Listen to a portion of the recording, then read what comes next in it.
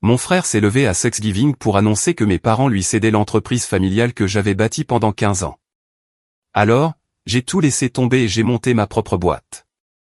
Maintenant, ils sont tous en faillite et me supplient. Salut, Reddit. Mon frère, l'enfant chéri, a reçu sur un plateau d'argent l'entreprise familiale que j'ai construite de A à Z. J'ai claqué la porte et j'ai tout emporté avec moi. Ce qui a suivi a été un chaos absolu. Voici toute l'histoire. J'ai 34 ans, et je vais vous planter le décor. Imaginez le dîner de Thanksgiving. Toute la famille est réunie autour de la table de la salle à manger de mes parents, qui peut accueillir 12 personnes, mais où l'on se sent toujours à l'étroit à cause de toute la tension dont personne ne parle. La dinde est sur la table. La fameuse cassolette de patates douces de maman que personne n'aime vraiment, mais que tout le monde fait semblant d'adorer. Le 3e verre de cidre pétillant de papa, parce qu'il a arrêté de boire après sa crise cardiaque, mais qu'il aime toujours avoir quelque chose de chic dans un verre à vin. Tout le monde prétend que nous sommes une sorte de tableau de Norman Rockwell au lieu du désastre dysfonctionnel que nous sommes en réalité. Ma tante n'arrête pas de demander quand Lisa et moi allons avoir des enfants. Mon oncle ne la ferme pas sur son nouveau bateau. La femme de Kyle, Emma, montre pour la 3e fois à tout le monde les photos de leur voyage à Hawaï sur son téléphone. Le genre de trucs habituels de Thanksgiving. Inconfortable, mais gérable. C'est à ce moment-là que mon frère Kyle, 28 ans, se lève avec un immense sourire, tape sur son verre avec une fourchette comme s'il s'apprêtait à prononcer le discours sur l'état de l'Union, et lâche la bombe qui a tout changé. Tout le monde, j'ai une annonce incroyable à faire, dit-il, regardant autour de la table comme s'il venait de gagner au loto ou de trouver un remède contre le cancer. Maman et papa ont décidé de me transférer la propriété de Bennett Hardware. Je prends officiellement la relève en tant que propriétaire et président à partir du 1er janvier. La pièce est devenue silencieuse, à l'exception de ma fourchette qui est tombée bruyamment sur mon assiette. Ce tintement métallique semblait résonner dans le silence soudain, et j'ai regardé ma fourchette rebondir une fois avant de s'immobiliser à côté de ma purée de pommes de terre intacte. Bennett Hardware, l'entreprise familiale que mon grand-père a fondée en 1968 avec une seule boutique et le rêve de servir sa communauté. L'entreprise que mon père a failli couler dans les années 90 avec des décisions terribles et une gestion encore pire. L'entreprise que j'avais passé 15 ans à reconstruire à partir de zéro après que la crise cardiaque de papa l'ait forcé à prendre une semi-retraite. L'entreprise dans laquelle j'avais investi toute ma vie d'adulte. Des semaines de 70 heures, des anniversaires manqués, des vacances annulées, des relations qui se sont effondrées parce que j'étais toujours au magasin. Tout cela dans l'attente implicite que ce travail serait un jour reconnu et récompensé. Et il le donnait à Kyle, comme ça. Sans discussion, sans avertissement, sans considération pour ce que j'avais sacrifié. Ma mère souriait comme si c'était la meilleure nouvelle qu'elle ait entendue de toute l'année. Ce regard de mère fière qu'elle réservait habituellement aux accomplissements médiocres de Kyle. Mon père hochait la tête avec satisfaction, comme s'il venait de prendre la décision commerciale la plus intelligente de sa carrière. La femme de Kyle, Emma, trépignait pratiquement d'excitation sur sa chaise, probablement déjà en train de redécorer mentalement le bureau et de planifier des virées shopping avec le budget de la femme du propriétaire. Même ma tante et mon oncle le félicitaient, posant des questions sur ses plans et sa vision. Mon cousin Jack, qui travaille dans la gestion de vente au détail depuis des années et qui comprend réellement les affaires, avait l'air mal à l'aise, mais est resté silencieux. Personne ne m'a regardé, pas une seule fois. Ni mes parents, ni Kyle, ni personne à cette table. C'était comme si je n'existais pas, comme si les 15 dernières années n'avaient jamais eu lieu, comme si j'étais juste un autre invité à cette célébration du succès immérité de mon frère. Laissez-moi revenir en arrière et vous expliquer comment nous en sommes arrivés là. Parce que cela ne s'est pas produit du jour au lendemain. C'était des années de dysfonctionnement accumulés, culminant en un moment spectaculaire de trahison qui se préparait depuis des décennies. Bennett Hardware a commencé comme une petite boutique dans notre ville d'environ 40 000 habitants en 1968. Grand-père Joe était charpentier de métier et en avait assez de conduire 50 km jusqu'à la quincaillerie la plus proche chaque fois qu'il avait besoin de fournitures. Il s'est dit que s'il avait besoin d'une option locale, d'autres entrepreneurs et propriétaires de maisons en avaient probablement aussi besoin. Il a commencé avec un inventaire de basse-bois, clous, outils à main, peinture et a bâti des relations avec les fournisseurs et les clients basés sur l'honnêteté et des prix justes. Dans les années 80, Bennett Hardware était l'endroit incontournable pour quiconque avait besoin de matériaux de qualité et savait ce qu'il faisait. Grand-père avait cette philosophie selon laquelle si vous servez bien les gens, ils reviennent. Un concept révolutionnaire, apparemment. Le magasin n'allait jamais rendre personne riche, mais il était solide. Il employait 5 personnes à plein temps, leur versait des salaires décents et contribuait à la communauté. Grand-père sponsorisait les équipes de la petite ligue et donnait des matériaux pour des projets communautaires. Le genre d'entreprise qui rendait une ville meilleure simplement par son existence. Quand grand-père Joe est mort en 1994, j'avais 6 ans. Je me souviens des funérailles, debout dans un costume qui me grattait pendant que ce qui semblait être la moitié de la ville venait lui rendre hommage. Des entrepreneurs en bottes de travail, des anciens qui y faisaient leurs achats depuis des décennies, des fournisseurs qui étaient devenus des amis. Ils racontaient tous des histoires sur la façon dont grand-père les avait aidés, leur avait fait crédit quand les temps étaient durs, leur avait appris ce qu'ils devaient savoir. Mon père a hérité de l'entreprise en 1995. Il y avait travaillé en grandissant, mais jamais avec la passion de grand-père. Pour papa, Bennett Hardware n'était que le distributeur automatique familial, pas une entreprise qui nécessitait une attention constante et des décisions intelligentes. L'idée que papa se faisait de la gestion d'une entreprise était de se pointer 3 jours par semaine, de jouer au golf avec les fournisseurs et d'espérer que les chiffres s'arrangeraient par une sorte de magie commerciale. Il passait plus de temps au country club qu'au magasin. Il a embauché les enfants de ses copains pour des postes pour lesquels il n'était pas qualifié, parce que le népotisme l'emportait sur la compétence. Il prenait des décisions basées sur son instinct plutôt que sur des données ou de l'expérience. Ça n'a pas marché. En 2003, les premières fissures sont apparues. La gestion des stocks était un désastre. Nous étions à court d'articles populaires tout en surstockant des choses que personne n'achetait. Le roulement du personnel était élevé car papa payait le salaire minimum et traitait les gens comme s'ils étaient jetables. Les plaintes du service client s'accumulaient. En 2008, Bennett Hardware perdait de l'argent comme une artère sectionnée. Les fournisseurs menaçaient de nous lâcher car papa était constamment en retard sur les paiements. Nos lignes de crédit étaient au maximum. Nous avions des arriérés d'impôts. Le magasin avait l'air miteux parce que papa refusait d'investir dans l'entretien ou les mises à jour. Nous étions sincèrement à 2 mois de la faillite et papa jouait toujours au golf 2 fois par semaine en se disant que tout allait bien. Puis papa a eu sa crise cardiaque. Une crise massive qui a nécessité un triple pontage. 2 semaines à l'hôpital, des mois de convalescence. Le médecin lui a dit que le stress et le surmenage le tuaient, ce qui était sombrement drôle car papa ne travaillait pas assez dur pour justifier l'une ou l'autre de ces conditions. Le stress venait du fait de voir l'entreprise s'effondrer en temps réel tout en refusant de changer quoi que ce soit ou d'admettre qu'il y avait un problème. J'avais 19 ans, je venais de terminer ma première année de community college, où j'étudiais la gestion d'entreprise. Je travaillais au magasin depuis l'âge de 14 ans.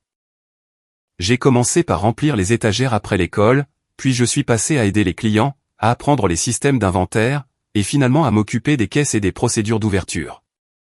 Je connaissais l'entreprise sur le bout des doigts, même si personne ne l'a jamais reconnue ou n'a jamais accordé de valeur à cette connaissance. Papa m'a appelé à l'hôpital 2 jours après son opération. Il avait toujours l'air mal en point, pâle, faible, branché à des moniteurs. Maman était là aussi, l'air épuisé et effrayé d'une manière que je ne lui avais jamais vue. C'est là que j'ai su que cette conversation allait tout changer. « Fils, dit papa, savoir rauque à cause du tube respiratoire qu'on venait de lui retirer. J'ai besoin de te demander quelque chose d'important. L'entreprise a besoin de quelqu'un pour la diriger pendant que je récupère. Serais-tu prêt à prendre en charge les opérations quotidiennes? Juste temporairement, jusqu'à ce que je sois de nouveau sur pied. » Maman est intervenue avant que je puisse répondre. Nous savons que tu es à l'école, mais c'est une urgence. La famille a besoin de toi. Nous ne te le demanderions pas si ce n'était pas critique. Seulement temporairement. Les dernières paroles célèbres de l'histoire des entreprises familiales du monde entier. J'ai regardé mon père allongé dans ce lit d'hôpital, le visage inquiet de ma mère, et j'ai pensé à grand-père Joe et à ce qu'il avait construit. J'ai pensé aux employés qui perdraient leur emploi si nous faisions faillite. J'ai pensé au fait d'avoir 19 ans et de recevoir les clés d'un navire en perdition. D'accord, ai-je dit. Je le ferai. Cet arrangement temporaire a duré 15 ans. Le plus long emploi temporaire de l'histoire. J'ai mis mes projets universitaires en attente. Juste pour un semestre, me suis-je dit. Ce semestre s'est transformé en une année, puis 2. Puis, finalement, l'idée de retourner à l'école s'est estompée comme le brouillard du matin. Il y avait toujours une autre crise, un autre incendie à éteindre, une autre raison pour laquelle je ne pouvais pas partir. J'ai passé les 6 premiers mois à simplement garder les portes ouvertes, ce qui était plus difficile que ça en a l'air. Notre situation était pire que je ne l'avais imaginé. Les fournisseurs n'étaient pas seulement en retard de paiement. Certains n'avaient pas été payés depuis 4 mois. Notre crédit était ruiné. Les banques ne voulaient plus nous accorder de lignes de crédit. Nous fonctionnions sur des vapeurs et des prières. Le système d'inventaire était un désastre absolu.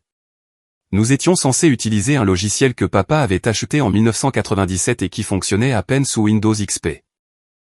La moitié des produits que nous avions en stock n'étaient pas du tout dans le système informatique, juste posés sur des étagères avec des étiquettes de prix manuscrites. Pendant ce temps, l'ordinateur indiquait que nous avions en stock des articles qui n'étaient plus disponibles depuis des mois, voire des années. J'ai passé 3 semaines à faire un inventaire physique complet. J'arrivais avant l'ouverture et restais jusqu'à minuit, scannant chaque étagère, comptant chaque boîte, notant tout à la main dans des cahiers. J'ai trouvé pour 10 000 $ de marchandises qui étaient restées si longtemps dans l'arrière-boutique qu'elles étaient obsolètes ou endommagées. J'ai aussi découvert que nous disions aux clients que nous étions en rupture de stock sur des articles populaires que nous avions en fait, mais qui étaient mal rangés ou mal étiquetés. Le service client était une plaisanterie. Nous avions 3 employés qui venaient quand ça leur chantait, prenaient des pauses d'1 heure et passaient la plupart de leur temps à bavarder au lieu d'aider les gens. Quand les clients posaient des questions techniques sur les produits, ces employés inventaient des choses plutôt que d'admettre qu'ils ne savaient pas. Je recevais régulièrement des plaintes concernant des informations erronées qui menaient à des projets ratés. J'ai commencé à travailler moi-même en magasin, à aider les clients, à apprendre ce dont ils avaient réellement besoin. Il s'est avéré que lorsque vous engagez des gens qui savent de quoi ils parlent et qui se soucient réellement de résoudre les problèmes, les clients le remarquent et l'apprécient. J'ai licencié 2 des 3 employés dès le premier mois. Ça peut paraître dur, et peut-être que ça l'était, mais je n'avais pas de temps à perdre avec des gens qui détruisaient activement ce que j'essayais de sauver. De plus, j'ai découvert qu'ils volaient, emportant de la marchandise chez eux pour la vendre en ligne, empochant de l'argent liquide de clients qui payaient en personne. De petites sommes à chaque fois, mais qui se sont accumulées pour atteindre des milliers de dollars au fil des années où papa était aux abonnés absents. Le 3e employé, Franck, s'est avéré être un pilier une fois qu'il a réalisé que quelqu'un dirigeait vraiment l'endroit au lieu de simplement toucher un chèque de paie. Il avait la 50aine, avait travaillé dans la construction avant que son dos ne le lâche, et connaissait les produits sur le bout des doigts. Il était frustré depuis des années de voir l'entreprise décliner, mais il était resté parce qu'il avait besoin du travail, et les factures médicales de sa femme signifiaient qu'il ne pouvait pas risquer le chômage. « Je suis content que tu sois là », m'a dit Franck après le premier mois. « Ton père est un type bien, mais il n'avait rien à faire à la tête de cet endroit. Ton grand-père se retournerait dans sa tombe s'il voyait ce que c'est devenu. » J'ai commencé à reconstruire le système d'inventaire à partir de zéro. C'était en 2008, et j'étais un jeune de 19 ans qui avait grandi avec les ordinateurs, mais qui n'avait jamais géré de base de données d'entreprise. J'ai tout appris grâce à des vidéos YouTube, des forums en ligne, et par essais et erreurs. Je suis resté debout jusqu'à 3 heures du matin pendant des semaines, à créer des feuilles de calcul, des bases de données, à m'apprendre le SQL pour que le système fonctionne réellement. J'ai construit une solution personnalisée qui suivait les stocks, automatisait les commandes, s'intégrait au système de nos fournisseurs et générait des rapports qui avaient vraiment un sens. Chaque article a reçu un code barre, chaque transaction a été enregistrée, chaque relation avec un fournisseur a été documentée. Cela m'a pris 4 mois de nuit et de week-end, mais quand ce fut terminé, je pouvais vous dire exactement ce que nous avions, où ça se trouvait, combien ça coûtait et quand nous devions recommander. Les fournisseurs étaient le défi suivant. La plupart d'entre eux étaient prêts à nous laisser tomber complètement parce que papa avait brûlé trop de ponts. J'ai rendu visite personnellement à chaque fournisseur majeur accessible en voiture. Je me suis présenté en personne, j'ai expliqué honnêtement la situation, je leur ai montré les nouveaux systèmes, la nouvelle approche de gestion, le nouvel engagement envers le professionnalisme. Votre père me dit que le chèque est dans le courrier depuis 6 mois, m'a dit un fournisseur sans détour. Pourquoi devrais-je croire que vous êtes différent? Parce que je ne suis pas mon père, ai-je répondu. Et j'ai un plan de paiement que je respecterai, même si cela signifie que je ne me verse pas de salaire. Vous avez mon numéro de portable maintenant. S'il y a un problème, appelez-moi directement. Fini les excuses, les retards, les promesses non tenues. La plupart ont accepté de nous donner une dernière chance, bien que plusieurs nous aient mis en paiement à la livraison jusqu'à ce que nous ayons regagné leur confiance. C'était juste. Au cours des 2 années suivantes, j'ai remboursé toutes les anciennes dettes, respecté chaque échéance de paiement, prouvé que Bennett Hardware, sous une nouvelle direction, valait à nouveau la peine de travailler avec. J'ai élargi nos gammes de produits dans des domaines que les grandes surfaces de bricolage ne couvraient pas bien. J'ai fait des recherches sur ce dont les entrepreneurs professionnels avaient besoin et qu'ils ne pouvaient pas trouver chez Home Depot ou Lowe's, des appareils de plomberie spécialisés dont les plombiers avaient besoin pour les rénovations historiques, des outils électriques haut de gamme que les charpentiers sérieux voulaient, des matériaux de qualité professionnelle sur lesquels les chefs de chantier pouvaient compter. J'ai trouvé notre créneau en servant les professionnels du bâtiment qui avaient besoin de produits de qualité, d'un personnel compétent et d'un service fiable. Les grandes surfaces avaient le choix et les prix bas, mais elles ne pouvaient pas rivaliser avec notre expertise et nos relations. Quand un plombier appelait à 7 heures du matin parce qu'il avait besoin d'une pièce spécifique pour finir un chantier, nous l'avions prête à être récupérée en 20 minutes. Essayez d'obtenir ça d'un magasin qui oblige des employés au salaire minimum à suivre des scripts d'entreprise. J'ai embauché de meilleurs employés et je les ai réellement formés. Un concept novateur dans la vente au détail. J'ai fait venir des gens qui avaient une expérience dans les métiers du bâtiment, des entrepreneurs à la retraite, d'anciens électriciens, des gars qui avaient travaillé dans la construction et connaissaient les produits pour les avoir utilisés. Je les ai payés au-dessus du marché et leur ai donné de vrais avantages sociaux. J'ai créé un programme de formation pour que tout le monde sache non seulement ce que nous vendions, mais aussi pourquoi les entrepreneurs choisissaient un produit plutôt qu'un autre et comment les aider à résoudre leurs problèmes. Les chiffres ont commencé à s'améliorer, d'abord lentement, puis plus rapidement. La première année, j'ai réussi à arrêter l'hémorragie et à atteindre l'équilibre, ce qui m'a donné l'impression de gagner le Super Bowl. La deuxième année, nous avons réalisé un bénéfice pour la première fois en 5 ans, seulement $30 000, mais c'était la preuve que le modèle fonctionnait. La troisième année, nous avons fait $90 000 de bénéfices. La quatrième année, nous avons atteint $150 000. À la cinquième année, nous avions doublé notre chiffre d'affaires annuel par rapport à la dernière année complète de gestion de papa. À la 10e année, nous avions ouvert un deuxième magasin dans la ville voisine. À la 13e année, nous avions 3 magasins et un chiffre d'affaires annuel de $4,2 millions. 15 ans de ça. Des semaines de 80 heures, à résoudre des problèmes, à nouer des relations, à former des employés, à gérer les stocks, à négocier des contrats, à gérer la paie, à faire face aux urgences, à manquer des événements familiaux, à mettre ma vie entre parenthèses parce que l'entreprise avait besoin de moi. Et j'ai fait tout ça pendant que papa était en semi-retraite, ce qui était une façon polie de dire qu'il venait 2 fois par semaine pour remettre en question mes décisions, raconter des histoires sur le bon vieux temps qui n'a jamais vraiment existé, et s'attribuer le mérite du succès quand il parlait à ses amis du country club. J'ai bâti cette entreprise à partir de rien, disait-il aux gens. Mon fils m'aide avec la partie opérationnelle.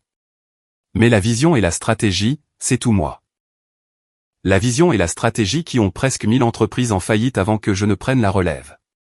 Mais bien sûr, papa, prend tout le crédit. Pendant ce temps, Kyle était occupé à être l'enfant préféré qui ne pouvait rien faire de mal, vivant la vie que j'avais sacrifiée pour l'entreprise. Kyle est allé à l'université d'État avec une bourse sportive partielle. Baseball, rien de spécial, il a à peine joué dans de vrais matchs, mais assez pour rendre papa plus fier que tout ce que j'avais jamais accompli. Il a passé 4 ans à faire la fête pour obtenir un diplôme en communication avec une moyenne de 2,6, ce qui m'aurait valu d'être renié, mais qui, aux yeux de mes parents, faisait de lui quelqu'un d'équilibré. Après l'obtention de son diplôme, Kyle a papillonné d'un poste de marketing à l'autre comme une boule de flippé. Il a commencé dans une start-up qui a fait faillite en 6 mois. Puis une agence de publicité où il a tenu 8 mois avant d'être remercié lors d'une restructuration. Puis un poste de marketing en entreprise où il a tenu 18 mois avant d'être licencié pour ne pas avoir atteint les objectifs de performance. Son CV était un cimetière d'opportunités manquées et de ponts brûlés. Mais mes parents traitaient chaque nouveau poste comme s'il venait d'être nommé PDG d'Apple. Kyle vient de commencer chez Dynamic Marketing Solutions, annonçait maman au dîner de famille. Il lui donne de vraies responsabilités cette fois. 3 mois plus tard, eh bien, Dynamic n'était pas le bon choix pour les talents de Kyle. Mais il passe des entretiens avec des entreprises vraiment passionnantes. Le schéma s'est répété pendant 6 ans. Emploi, échec, excuse, nouvel emploi. C'était toujours la faute de quelqu'un d'autre qui n'avait pas reconnu son génie. Jamais sa propre incapacité à faire un travail de base. Quand Kyle s'est fiancé à Emma il y a 3 ans, mes parents en ont fait des tonnes. Ils leur ont organisé une fête de fiançailles qui a coûté plus cher que tout mon mariage. Ils ont payé le mariage, $20 000 dans un country club avec une vue panoramique. 200 invités, un enterrement de vie de garçon à Las Vegas qui a coûté $3 000 de plus. Pendant ce temps, quand Lisa et moi nous sommes fiancés 2 ans plus tôt, la contribution de mes parents a été de $500 et un sermon sur la responsabilité financière. Nous avons eu un mariage dans notre jardin avec 50 personnes et un DJ qui travaillait au pourboire. Le tout a coûté environ $3 000, que nous avons payé nous-mêmes. C'était en fait un super mariage, intime, entouré de gens qui tenaient vraiment à nous. Mais voir la réaction de mes parents aux fiançailles de Kyle par rapport aux miennes m'a fait plus de mal que je ne voulais l'admettre. Kyle et Emma ont acheté leur première maison l'année dernière. Mes parents ont avancé la compte. $40 000, donnés sans hésitation. Quand j'avais demandé à emprunter $10 000 3 ans plus tôt pour agrandir le deuxième magasin, papa m'avait dit que je devais apprendre à mieux gérer mon argent. Cette expansion, que j'ai finalement financée moi-même, a généré $200 000 de revenus annuels supplémentaires. Mais bien sûr, papa, l'ambition est le problème. Le favoritisme n'était même plus subtil. Mes parents avaient décidé que Kyle avait besoin d'une aide supplémentaire alors que j'avais prouvé que je pouvais me débrouiller seul. Peu importe que mon succès vienne d'un travail acharné, tandis que les échecs de Kyle venaient d'une paresse de privilégié. Mais voici ce qui m'a vraiment brûlé. Kyle n'a jamais travaillé au magasin. Pas une seule fois. Pas même pendant les étés au lycée. Papa disait toujours que Kyle était trop intelligent pour le travail de détail et qu'il devait se concentrer sur son avenir. Pendant que j'apprenais la gestion des stocks et le service client, Kyle dormait jusqu'à midi et jouait aux jeux vidéo. Alors, assis à cette table de Thanksgiving, en écoutant Kyle annoncer qu'il reprenait l'entreprise que j'avais bâtie, quelque chose en moi a juste craqué. Félicitations, ai-je dit, d'une voix neutre. Quand avez-vous décidé ça? Mon père s'est éclairci la gorge. Nous en discutons depuis quelques mois maintenant. Kyle a des idées neuves et de l'énergie. Il est temps que la nouvelle génération prenne la relève. La nouvelle génération, ai-je répété. Je dirige Bennett Hardware depuis 15 ans. Je suis la nouvelle génération. Maman est intervenue avec son habituel numéro de pacificatrice. Tu as fait un travail merveilleux, chérie, mais Kyle a une formation en gestion d'entreprise et en communication. Il est mieux placé pour faire passer l'entreprise au niveau supérieur. Kyle a une formation en gestion d'entreprise. J'ai dû me mordre la langue si fort que j'ai goûté le sang. Et les plans d'expansion dont nous avons discuté, ai-je demandé à papa. Le nouveau système d'entrepôt, la plateforme de commande en ligne que je développe. Papa a agité la main d'un air dédaigneux. Kyle peut s'occuper de tout ça. Tu as fait ta part, mais il est temps de laisser quelqu'un avec une formation officielle prendre le relais. Une formation officielle, de la part du type qui a à peine validé son introduction au marketing et s'est fait virer de 3 emplois en 5 ans. Lisa m'a pris la main sous la table. Elle savait ce que cela signifiait pour moi, savait à quel point je m'étais sacrifié. Elle m'avait vu travailler 70 heures par semaine pendant des années, sauter des vacances, manquer des événements familiaux, tout ça pour construire quelque chose que je pensais finirait par être à moi. Kyle a commencé à parler de sa vision pour l'entreprise, moderniser la marque, se développer dans le e-commerce, atteindre une clientèle plus jeune. Tous des mots à la mode qu'il avait probablement piochés dans des articles LinkedIn. Il n'avait aucune compréhension de notre modèle commercial réel ou de notre clientèle. Et les comptes des entrepreneurs, ai-je demandé. Nous réalisons 40% de notre chiffre d'affaires grâce à des contrats commerciaux avec des constructeurs et des plombiers locaux. Comment comptes-tu maintenir ces relations? Kyle a semblé confus un instant, puis s'est repris. Oh, je vais certainement prioriser la gestion des relations avec les parties prenantes clés. C'est l'une de mes compétences fondamentales. Il ne savait même pas ce qu'étaient les comptes des entrepreneurs. Je l'ai vu à la façon dont son regard est devenu vide quand je les ai mentionnés. Et la gestion des stocks? Ai-je insisté. Nous avons environ $800 000 de stocks répartis sur 3 sites. Comment vas-tu gérer les commandes, les ajustements saisonniers, les négociations avec les fournisseurs? J'apprendrai évidemment toutes ces choses opérationnelles, a dit Kyle, sur la défensive. Mais la vraie valeur que j'apporte, c'est la réflexion stratégique et le développement de la marque. La réflexion stratégique d'un gars qui m'a un jour demandé si l'Alaska était plus proche de la Russie ou du Canada. Le dîner a continué, mais j'ai à peine entendu ce qui se disait. Mon esprit parcourait 15 ans de souvenirs. Chaque nuit passée à redresser les comptes, chaque week-end à gérer les stocks.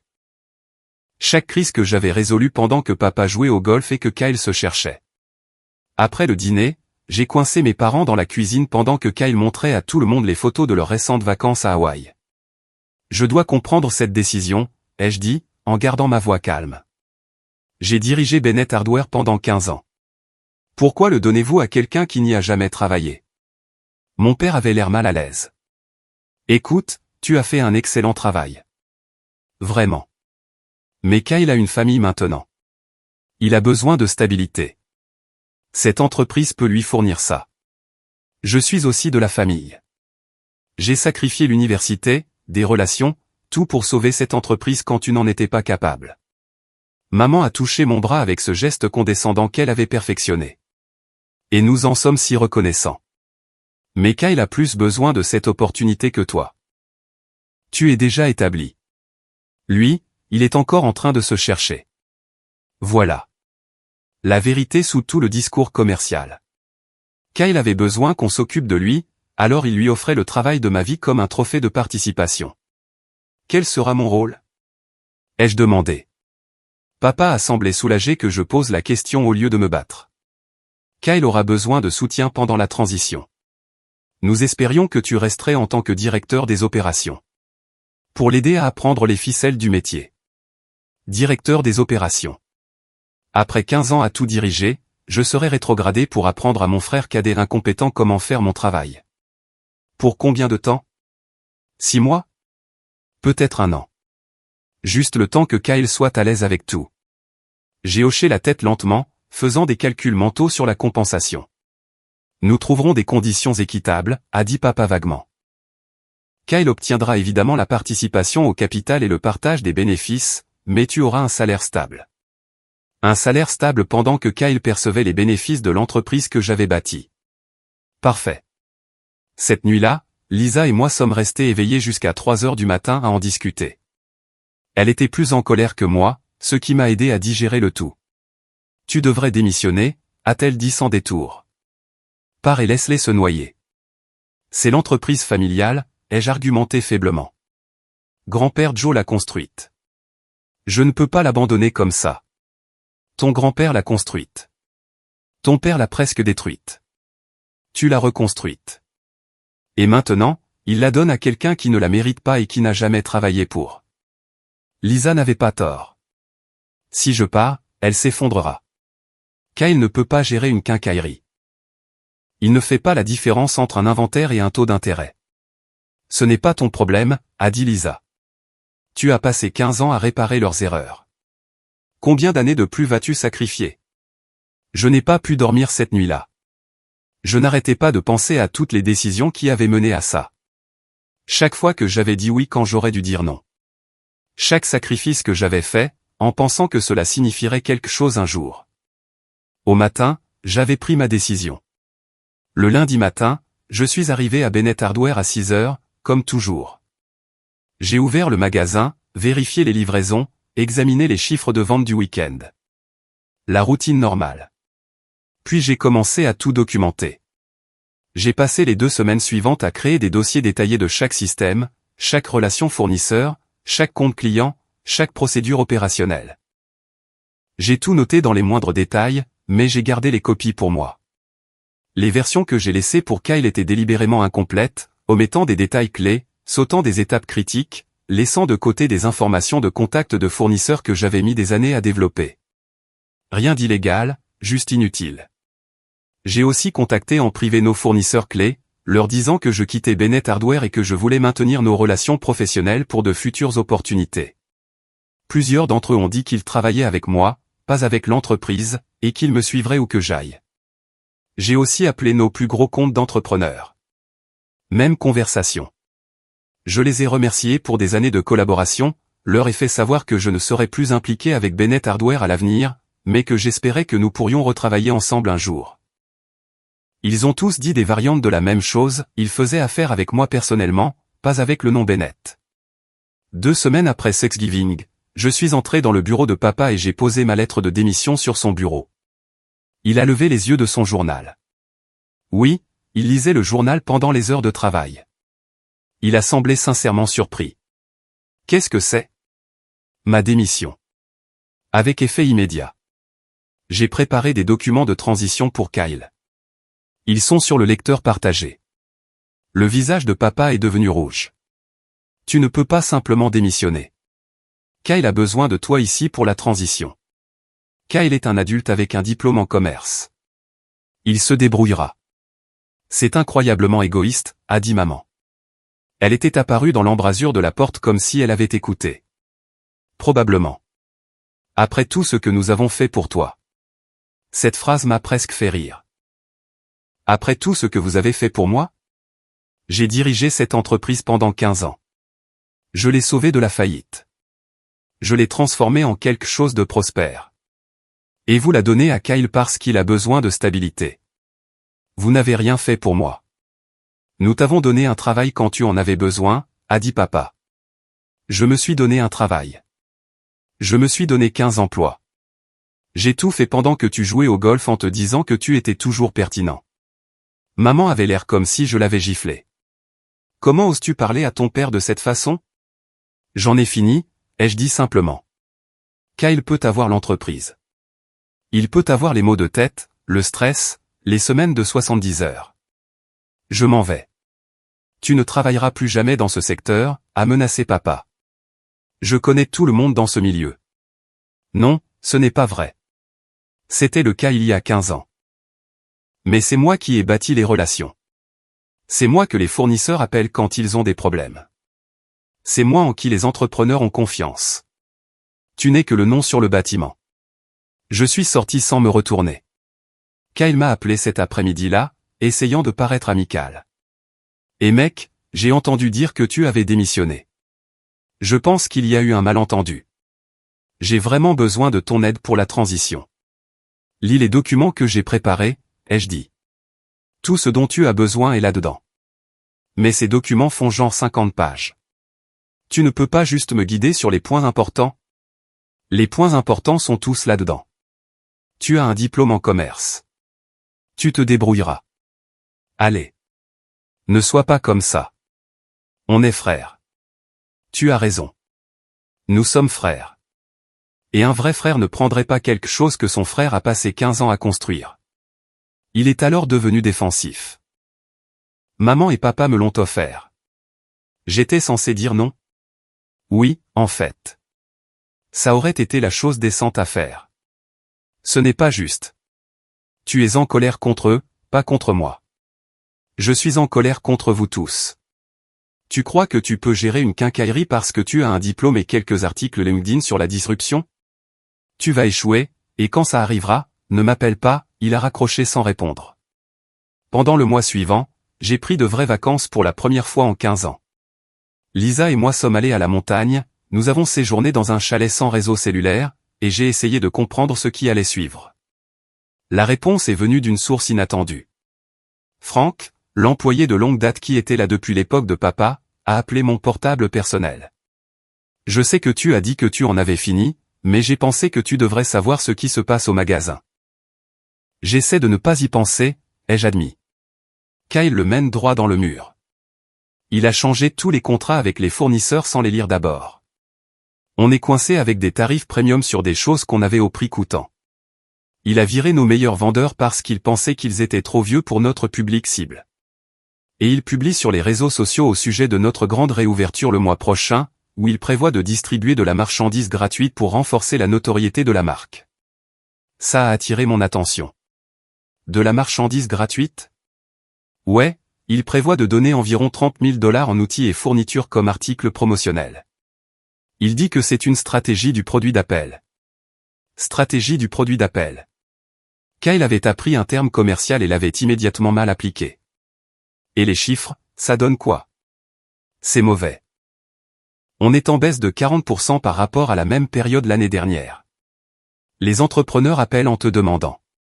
Les fournisseurs sont perdus avec les nouveaux contrats, et Kyle passe le plus clair de son temps dans son bureau à travailler sur des initiatives de rebranding au lieu de vraiment gérer l'entreprise. J'ai pensé à les avertir. J'ai sérieusement envisagé d'appeler mes parents et de leur expliquer que Kyle détruisait activement ce que j'avais construit. Mais je me suis souvenu d'eux à Thanksgiving, souriant pendant qu'ils offraient mon avenir à quelqu'un qui ne l'avait ni mérité ni gagné. Merci de me tenir au courant, Frank. J'apprécie. Qu'est-ce que je dois faire? Mets à jour ton CV. Commence à chercher d'autres opportunités. Ça ne va pas bien se terminer. Cette nuit-là, Lisa m'a demandé à quoi je pensais. J'avais été silencieux toute la soirée, visiblement en train de digérer quelque chose. Je veux lancer ma propre quincaillerie, ai-je dit. Elle a souri. Je me demandais quand tu finirais par t'en rendre compte. C'est risqué. Aucune garantie que les clients me suivront et ça prendra toutes nos économies. Tu as bâti Bennett Hardware à partir de rien une fois. Tu peux le refaire. J'ai commencé à planifier immédiatement. J'ai trouvé un local commercial dans la ville voisine, à environ 20 minutes des magasins Bennett. Assez loin pour éviter les accusations de concurrence directe. Assez proche pour que les entrepreneurs puissent nous atteindre facilement. J'ai utilisé nos économies pour le premier et le dernier mois de loyer. J'ai acheté un stock de base auprès des fournisseurs avec qui j'avais travaillé pendant des années.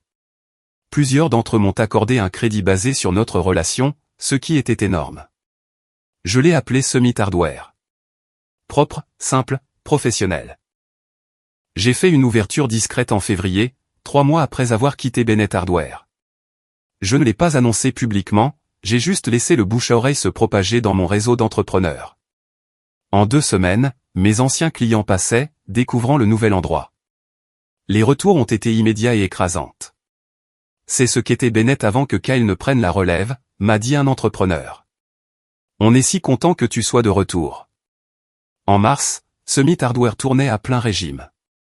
Rien de spectaculaire encore, mais rentable dès le premier jour parce que je savais exactement ce que je faisais. Pendant ce temps, Bennett Hardware implosait. Frank a démissionné et est venu travailler pour moi. Il a apporté des informations sur la gravité de la situation. La promotion de la grande réouverture de Kyle leur a coûté 45 000 $ en marchandises gratuites et n'a généré presque aucune nouvelle affaire. La plupart des gens ont juste pris les trucs gratuits et ne sont jamais revenus. L'initiative de rebranding a aliéné leurs clients principaux. Kyle avait tout redessiné avec une esthétique moderne et minimaliste qui ne ressemblait en rien à une quincaillerie. Les entrepreneurs qui y faisaient leurs achats depuis des décennies avaient l'impression d'entrer dans un Apple Store au lieu d'un endroit pour acheter des outils électriques. Le moral des employés était détruit. Kyle avait viré le personnel expérimenté et embauché des jeunes avec une meilleure énergie, qui ne connaissaient rien à la quincaillerie ou au service client. Le taux de roulement était de plus de 80% en 4 mois. La situation financière était catastrophique. Kyle avait signé des contrats terribles avec les fournisseurs parce qu'il ne comprenait pas les structures de prix. Il avait investi massivement dans le marketing sur les réseaux sociaux qui généraient beaucoup de likes mais zéro vente. Il s'était engagé dans un nouveau système informatique qui coûtait 60 000 $ et ne s'intégrait pas à leur gestion des stocks existantes. En avril, Summit Hardware a eu son premier mois où le chiffre d'affaires a dépassé celui de Bennett Hardware pour le même mois de l'année précédente. Ma start-up de 3 mois surpassait l'entreprise familiale établie. C'est à ce moment-là que mes parents ont appelé pour demander une réunion de famille d'urgence. Nous nous sommes retrouvés chez eux, dans la même salle à manger où Kyle avait annoncé sa prise de contrôle à Thanksgiving. Maintenant, mes 2 parents avaient l'air épuisés et inquiets. Kyle était là aussi, mais il n'osait pas me regarder dans les yeux. Papa a commencé avec son approche autoritaire habituelle. Nous devons discuter de la situation de Bennett Hardware. Quelle situation? Ai-je demandé innocemment. Tu sais très bien de quelle situation je parle. L'entreprise est en difficulté. Kyle est encore en train d'apprendre. Nous avons besoin de ton aide pour redresser la barre. Je vous ai donné des documents de transition détaillés. Kyle a un diplôme en commerce. De quelle aide de plus a-t-il besoin? La voix de maman était tendue. Ne sois pas difficile. C'est l'entreprise familiale. L'héritage de ton grand-père. L'héritage de mon grand-père était une quincaillerie prospère au service de la communauté. Ce qui se passe maintenant, c'est tout autre chose. Kyle a finalement pris la parole. Écoute, je sais que j'ai fait des erreurs, mais j'apprends. On a juste besoin de quelques conseils pour nous remettre sur la bonne voie. Quel genre de conseils? Reviens, a dit papa sans détour. On trouvera un arrangement de partenariat. Toi et Kyle pourrez la diriger ensemble. Un arrangement de partenariat? Ai-je répété. Tu veux dire que je fais tout le travail pendant que Kyle a les parts de l'entreprise et s'attribue le mérite? Ce ne serait pas comme ça, a protesté faiblement Kyle. Ce serait exactement comme ça. Comme avant, sauf que maintenant je nettoierai tes dégâts au lieu de ceux de papa. Maman a essayé l'approche de la culpabilité. Ton grand-père a bâti cette entreprise. Tu ne te soucies pas de préserver sa mémoire? Je l'ai préservée pendant 15 ans. Puis vous l'avez donnée à quelqu'un qui est en train de la détruire en 4 mois. C'est de votre faute, pas de la mienne. Le visage de papa devenait à nouveau rouge. Tu as lancé une entreprise concurrente par dépit. Tu essaies activement de nous détruire. J'ai lancé une entreprise parce que c'est ce que je sais faire. Je n'essaie de détruire personne. Je n'essaie juste plus de vous sauver. Nous pourrions tout perdre, a dit maman. Et pour la première fois, elle avait l'air effrayée au lieu d'être en colère. Vous avez tout donné à Kyle. C'était votre choix. La réunion s'est mal terminée. Papa a menacé d'intenter une action en justice pour des clauses de non-concurrence qui n'existaient pas. Maman a pleuré sur la loyauté familiale. Kyle est resté assis, l'air misérable, réalisant probablement pour la première fois que recevoir quelque chose sur un plateau et le gérer réellement sont deux choses très différentes. Je suis parti sans rien ressentir. Ni satisfaction, ni culpabilité, juste une indifférence épuisée envers des gens qui ne m'avaient jamais valorisé jusqu'à ce qu'ils aient besoin de quelque chose. Mais a apporté d'autres développements intéressants. Le principal fournisseur de Bennett Hardware les a lâchés après que les factures impayées se soient accumulées. La banque a rappelé leur ligne de crédit en raison de violation des clauses contractuelles. 2 de leurs 3 magasins ont fermé. Pendant ce temps, Summit Hardware prospérait. J'avais embauché 3 employés de plus, tous des gens expérimentés qui avaient quitté Bennett après l'arrivée de Kyle, élargi notre inventaire, lancé mon propre programme de fidélité pour les entrepreneurs qui a été immédiatement populaire. L'un des plus gros comptes d'entrepreneurs de Bennett m'a appelé directement. Il faisait affaire avec Bennett Hardware depuis l'époque de mon grand-père.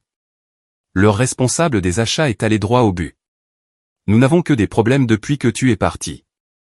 Des commandes en retard, des mauvais produits, personne qui sait de quoi il parle. Nous voulons transférer notre compte chez Summit Hardware. Ce seul compte valait environ $200,000 par an. Je les ai signés sur le champ. En juin, mes parents ont mis Bennett Hardware en vente. Le prix demandé était ridiculement optimiste compte tenu de l'état actuel de l'entreprise. Aucun acheteur sérieux ne s'est manifesté. Kyle a trouvé un emploi de gestionnaire de réseaux sociaux pour un concessionnaire automobile. Emma l'a quitté. Apparemment, elle s'était engagée à être mariée à un chef d'entreprise prospère, pas à quelqu'un qui avait spectaculairement échoué à sa grande opportunité. La situation financière de mes parents était désastreuse. Ils avaient personnellement garanti les prêts de l'entreprise. La maison était en jeu. Leurs économies pour la retraite avaient été investies dans l'entreprise qui ne valait plus rien. Juillet a apporté une autre demande de réunion de famille. Cette fois, seulement mes parents, sans Kyle.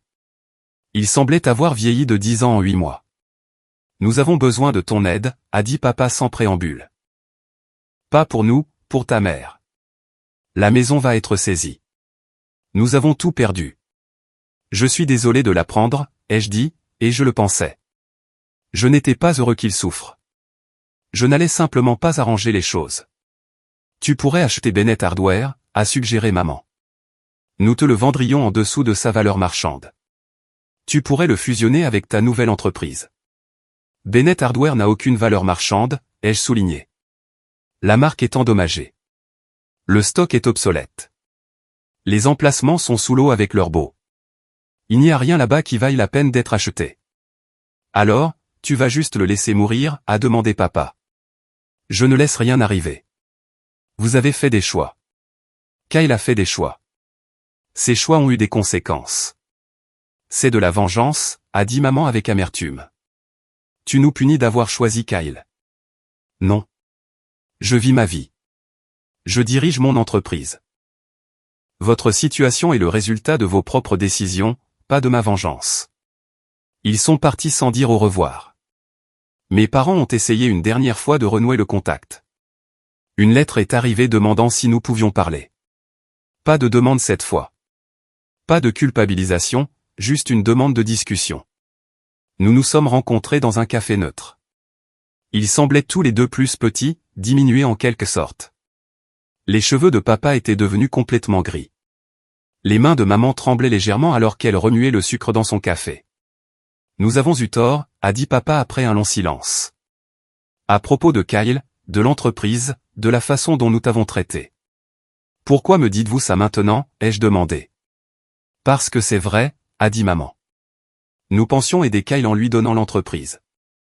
Nous pensions qu'il se montrerait à la hauteur et deviendrait l'homme que nous avons toujours cru qu'il pouvait être. Nous avions tort. Vous ne lui avez pas seulement donné l'entreprise, ai-je dit doucement. Vous me l'avez prise. Après que j'ai passé 15 ans à la construire, vous l'avez donnée à quelqu'un qui ne l'avait pas méritée. C'est ça qui a fait mal. Je sais, a dit papa. Je le sais maintenant. J'étais fier de toi, mais je ne te l'ai jamais dit. Je pensais que l'amour vache te rendrait plus fort. Tout ce que ça a fait, c'est éloigner. J'avais besoin que vous me voyiez, leur ai-je dit. Pas comme de la main-d'œuvre gratuite. Pas comme quelqu'un de fiable qui serait toujours là pour nettoyer les dégâts. Juste comme votre fils qui s'est démené pour quelque chose qui comptait. Nous avons parlé pendant 2 heures. Ils n'ont rien demandé. Pas d'argent, pas d'aide, pas de seconde chance. Ils ont juste reconnu ce qu'ils avaient fait et se sont excusés. Je ne leur ai pas pardonné. Pas complètement. Certaines choses ne guérissent pas si facilement. Mais j'ai écouté. 1 mois plus tard, j'ai embauché mon père à temps partiel chez Summit Hardware. Il ne dirige rien, il travaille juste en magasin, aide les clients, utilisant ses connaissances réelles de la quincaillerie qui avaient été enfouies sous des années de détachement de cadres. Il était bon à ça. Les clients l'aimaient. Je n'ai pas embauché Kyle. Il est toujours chez le concessionnaire automobile, et s'en sort apparemment bien. Nous ne nous parlons pas beaucoup, mais ce n'est plus hostile. Juste 2 personnes qui étaient autrefois frères et qui sont maintenant d'agréables étrangers. Si vous avez aimé cette vidéo, merci de cliquer sur le bouton d'abonnement. Cela aide vraiment la chaîne et nous permet de vous apporter plus d'histoires et de meilleure qualité. Merci.